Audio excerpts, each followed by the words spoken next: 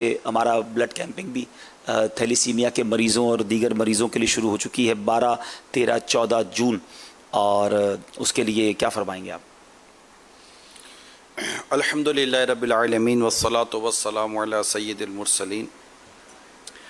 بنیادی مقصد ظاہر ہے کہ ایک امت کی خیر خواہی ہے، غم خواری ہے، اور ان پریشان حال خاندانوں کی پریشانی میں کسی حد تک کمی لانا ہے۔ اسی طرح جن اداروں نے یہ ذمہ داریاں لی ہوئی ہیں کہ ان کو وہ بلڈ سپلائی کرتے ہیں یا ان کا علاج وغیرہ کرتے ہیں، وہ بھی ان کی بھی پریشانیوں میں کسی حد تک کمی لائی جا سکے۔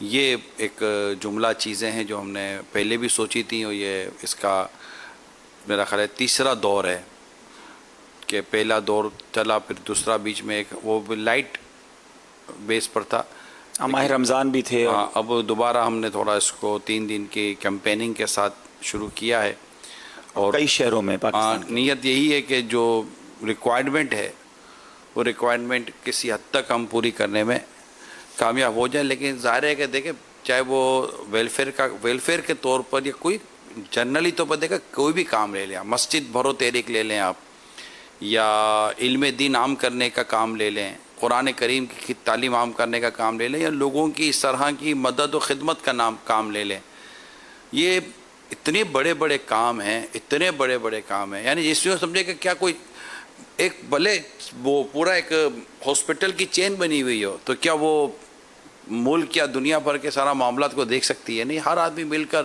لوگ مل کر ہاسپٹلیں بناتے ہیں، کلینکس بناتے ہیں، ادارے بناتے ہیں، تو یہ سب مل کر کرتے تب جا کر کچھ پبلک کو آپ فیسیلیٹ کرنے میں کامیاب ہو جاتے ہیں۔ تو اسی طرح دعوت اسلامی اپنی جو بھی اس کا دائرہ کار ہے اس کے مطابق یہ کرنے کی کوشش تو کرتی ہے، لیکن ظاہر ہے کہ ہمارے جو دوسرے کام ہیں وہ بھی آہستہ آہستہ آہستہ جب اسٹیبلش ہوتے چلے جائیں گے تو وہ بھی کرنے ہیں، اور ان کاموں کو بھی ہم نے کنٹینیو کرنے کا ہی سوچا ہوا ہے کہ انشاءاللہ یہ کم از کم یہ جو بلڈ کے تعلق سے جو تکالیف ہیں امت کو، وہ اس کو ہم کسی حد تک کم کریں اور اس کو کنٹینیو ہم لے کر چلیں، جتنا ہم لے کر چل سکیں گے انشاءاللہ لے کر چلیں گے۔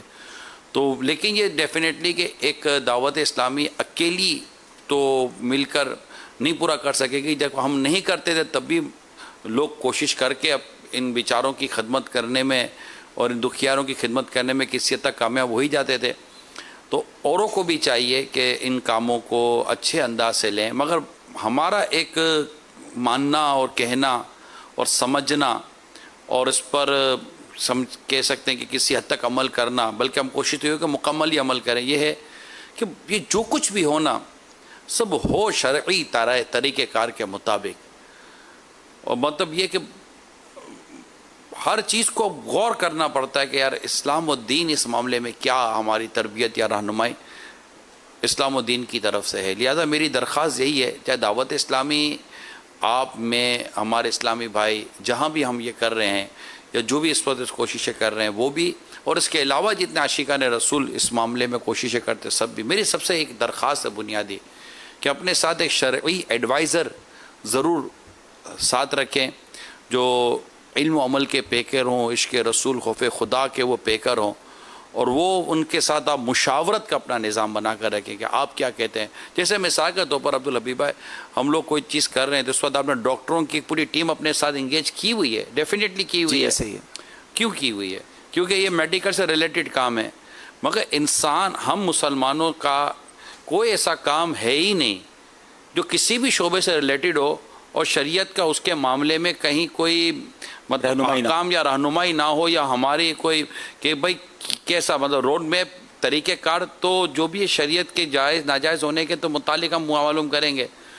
تو ہر ایک کو چاہیے کہ وہ اپنے ساتھ ماشاءاللہ شرعی ایڈوائزری کو ضرور وہ پریکٹیکلی رکھیں، زبانی نہ رکھیں، پریکٹیکلی رکھیں۔ اچھا، اس میں کوشچن ہے عبدالحبیب بھائی، میں آپ سے بتاؤں کہ ٹھیک جہاں جہاں ہم ضرورت محسوس کریں گے پوچھ لیں گے، کیا کہتے ہیں لوگ؟ یہی کریں گے جہاں ضرورت میں، ارے بھائی تو who are you, how can you realise کہ آپ کو ضرورت یہاں ہے اور یہاں نہیں ہے؟ یہ بھی تو کوئی بتانے والا ہو۔ یہ بھی تو مطلب ڈاکٹر کی ضرورت ہوگی تو ہم دوائی لیتے رہیں گے، جب ہم کو لگے گا کہ ڈاکٹر سے پوچھنا ہے تو پوچھیں گے، تب تک پتہ ہے ڈاکٹر بولے گا تم پوچھنے میں لیٹ کر دیا، گردہ فیل ہو گیا۔ جی، تو یہ تو نہیں ہونا چاہیے نا۔ یعنی ہم یہ بھی کیوں اپنے بارے میں غور کریں یا جب ہم کو ضرورت محسوس ہوگی، یعنی کہ جب بھی کوئی نئی چیز آپ کرنے جا رہے ہیں، یعنی ایک کام آپ کر رہے ہیں اس میں آپ کے پاس شرعی اور جو بھی ایڈوائز ہے وہ موجود ہے، آپ اس کو کنٹینیو کریں اسی کے مطابق. لیکن جب آپ اس کے ساتھ ایک نئی چیز انپٹ کر رہے ہیں، صرف مشورہ ہی تو کرنا ہے.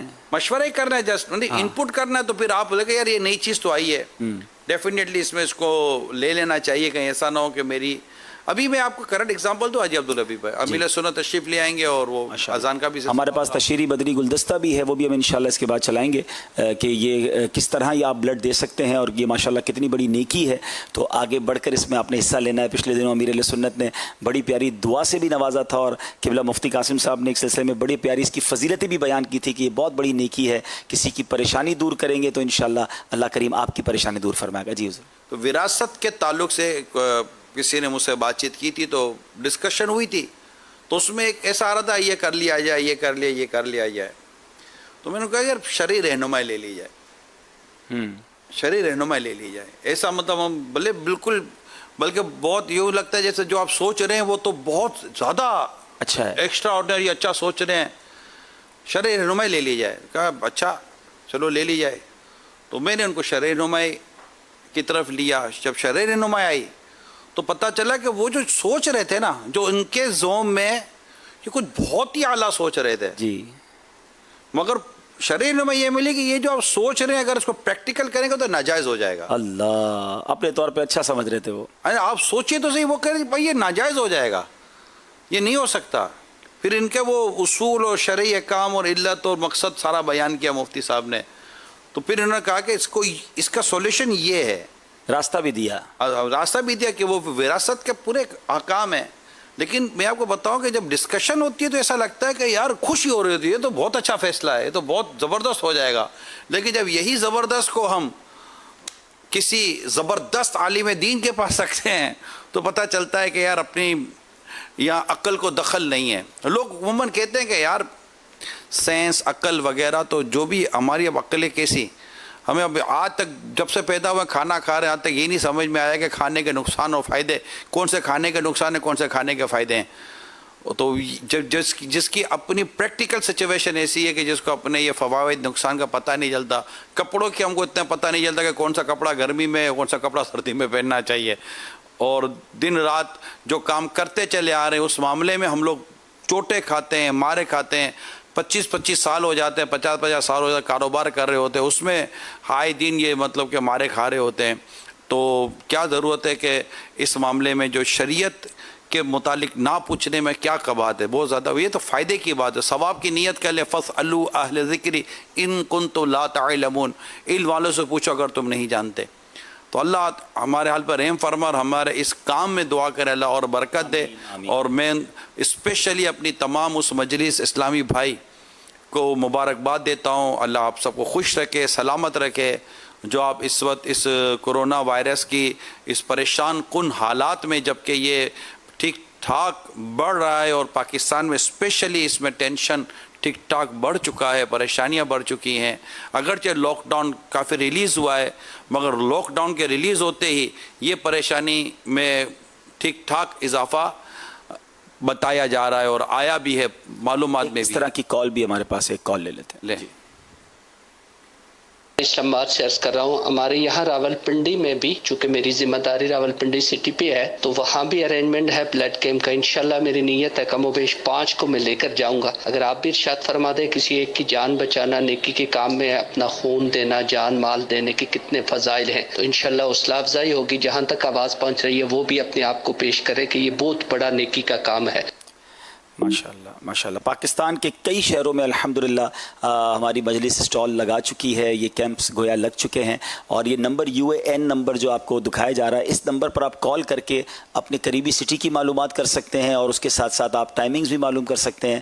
اور آپ جائیے لیکن احتیاطی تدابیر کے ساتھ جائیے، ماسک پہن کے جائیے، سینیٹائزر کا وہاں انتظام بھی ہوگا، خود بھی انتظام کر کے جائیے. سوشل ڈسٹینسنگ کے ساتھ انشاءاللہ تمام SOPs کے ساتھ آپ کو یہ بلڈ دینے کا موقع ملے گا. کیا معلوم یہ بلڈ دینا کسی کی جان بچانے کے سبب بن جائے اور ہمارے قطرے قطرے پر انشاءاللہ وہ جو اجر آپ ملے نے گا. پچھلے دنوں مدنی گلدستہ چلایا تھا، آپ مفتی قاسم صاحب وغیرہ جو ڈسکس کر رہے تھے اور اس پر امیل سنت نے بھی وہ سنا تھا، پھر وہ ساری ڈسکشن ہوئی تھی. اس پر ایک ایزیلی ایک سینٹنس بن جاتا ہے جی کہ ایک زن اور حسن زن زبردست قائم ہو جاتا ہے کہ ہم جو اس کام میں کوشش کریں گے بلڈ دینے کی، اللہ نے چاہا تو ہمیں اور ہمارے خاندان میں کسی کو بلڈ کی اس طرح کی چیز کی ضرورت نہیں پڑے گی. امیر اہل سنت نے پچھلے دنوں بڑی پیاری دعا بھی دی ہے خون دینے والوں کو، آئیے وہ دعا آپ کو سناتے ہیں.